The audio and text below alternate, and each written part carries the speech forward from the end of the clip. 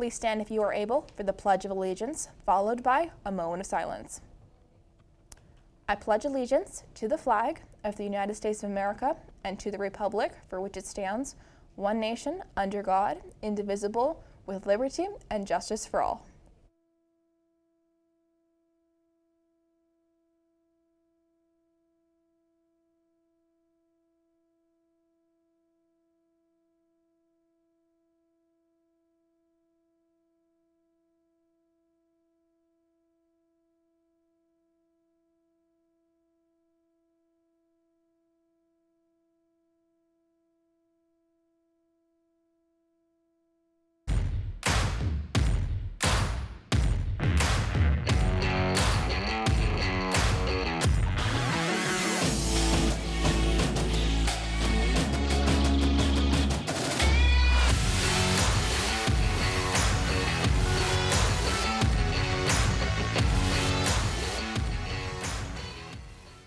Good morning, Olympians, and welcome back to Columbus East Media Studios. I'm Avalon Henrichsen, and let's get right into these announcements. Indiana House Bill 1177 would allow teachers to receive voluntary firearm training in order to carry guns during the school day. Authored by a local state representative, Jim Lucas, the bill calls for the redirection of funds from the state's current school safety budget. While the bill is expected to pass, there are differing opinions on whether or not arming teachers will increase safety in Indiana schools. It comes down to training and the hours spent.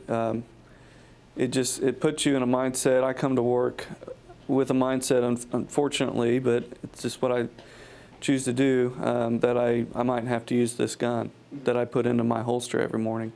And pretty much every day when I go home and take it out and store it, I'm thankful I didn't have to get it out and use it. Is that something that teachers want to prepare themselves for, along with their lesson plan for the day? It would be very difficult, I would think, to kind of walk both of those lines. The Zach Mago Foundation will be hosting heart screenings here at East this Friday, February 24th. Sudden cardiac arrest is the leading cause of death among athletes, and getting a heart screening can help detect undiagnosed heart diseases. A normal screening can cost upward of $600. However, it will only cost $20 to get your screening done at school. More information can be found on This Learning. Indiana's largest FAFSA filing event, College Will Sunday, will be held this Sunday, February 26th from 2 to 4 p.m.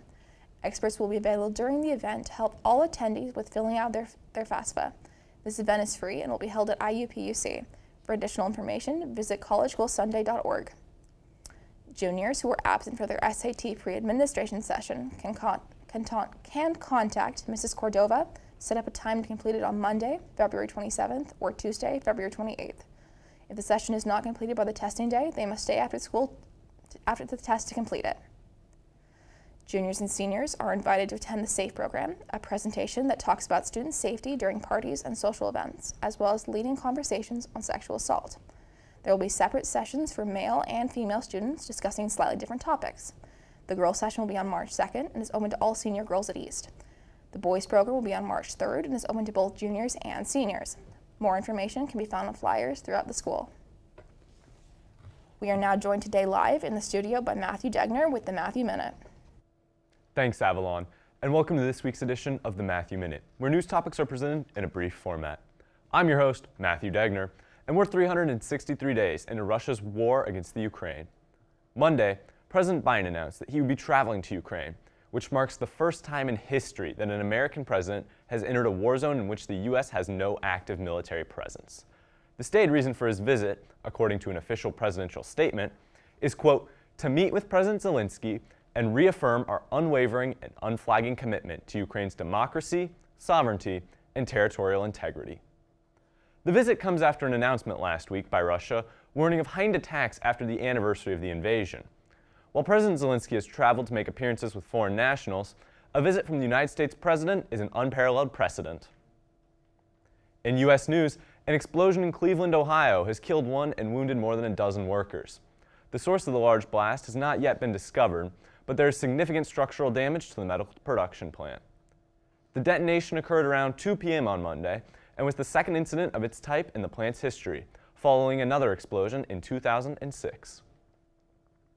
In Indiana news, a Don't Say Gay bill currently in the Indiana Senate has been the cause of large protests in downtown Indianapolis.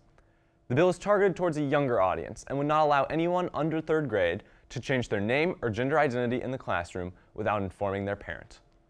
Additionally, the bill aims to prevent discussions about gender and gender identity in the aforementioned grades. Overall, the bill is expected to pass and left committee with a 9-4 vote.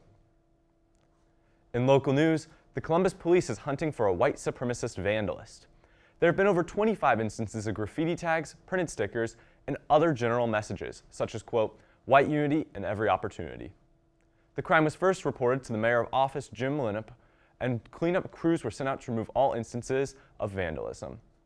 In response to these messages, Mayor Linnep said, quote, it's just not a part of what we want to do here in Columbus, and when it does raise its head, we chase it down. That's this week's top stories. Thank you for joining me. Remember to stay informed. Thanks, Matthew. Are there any other notable updates in the world news? Always. The earthquake death toll in Turkey and Syria has now passed 47,000 people, which is roughly the same size as Columbus. The devastation is especially noticeable in Turkey, with over 41,000 of those killed being Turkish. That's horrible. Why did the death toll end up so large?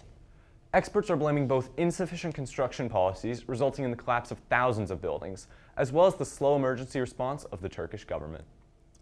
Thanks, Matthew. Well, it's been so nice outside this weekend. Let's head over to Camille Wilson to see if that nice weather is going to stick around. Camille? Thanks, Avalon. Today's weather, there is a chance of thunderstorms throughout the day, with a high of 61 degrees. Tomorrow will be breezy with winds 17 to 25 miles per hour and gusts up to 41 miles per hour. On the bright side, it will be mostly sunny with a high of 71 degrees. Friday will cool down with a high of 40 and sunny skies. Hope you didn't get used to the nice warmer weather because later on Friday night, we will get some flurries with a low of 29. Stay warm and dry this week, Olympians. The American Legion will be hosting girls' slow softball pitch at Dunn Stadium from April 4th to July 27th. Sign-ups are open from noon to 5 p.m. this Saturday, February 25th, this Sunday, February 26th, and on March 4th and 5th. The cost to join is $40 per player. More information can be found on the Student Square weekly update page.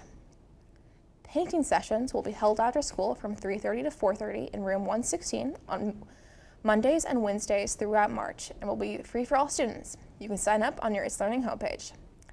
Meetings for student government will be held every Wednesday in the Orange Room. This group is different from Student Assembly and is focused on giving students opportunities to work alongside administrators. Student government allows students to have more of a say in the development and future of East. If you have any questions, you can contact Mr. Lynott, Henry Ulrich, or Bo Croft. The LGBTQ+ Friends Club will be meeting this Friday during advisory. If you're interested in joining, please see Mr. Davis or Mrs. Romansky. Now over to Cameron Claywan with sports.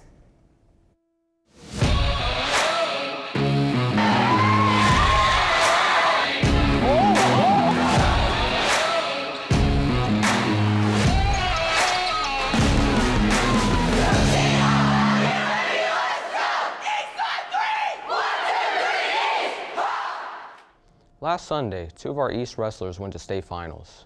Tommy Moore will beat Alex Rose 5-2 at Gainsbridge Fieldhouse, placing him third in state at his weight class. Jackson Fox's season ended on Friday with a tough loss early on. Congratulations to our Olympian wrestlers. Our boys swim team qualified for state finals after 4 record-breaking sectionals performances. Be sure to congratulate them on their efforts. Our boys JV and varsity basketball teams will be playing today at Floyd Central. JV plays at 6 and varsity plays at 7:30. Be sure to come out and support your O's. Our girls gymnastics team will be competing in sectionals this weekend. Good luck, O's. Last Saturday, our combined BCSC color guards competed in Terre Haute. JV finished their season with a gold rating and their highest score of the year. Varsity placed 4th and received a gold rating as well. Their season continues with IHS CGA State prelims on March 4th. On Saturday, our show choirs competed at Center Grove, and our combined choir, Center Stage, placed 3rd. This Saturday, 15 East Band students will be performing in ISMA State Solo and Ensemble. Good luck to our musicians. If you'd like any more info on our teams, head to columbuseastathletics.org. That's all for sports. Now back to you, Avalon. That's all we have for today. From myself, Camille, Cameron, Matthew, and the rest of East Media, Thanks for watching. Remember to take care of yourself, others, and the place. And as always, try to be the best part of someone's day.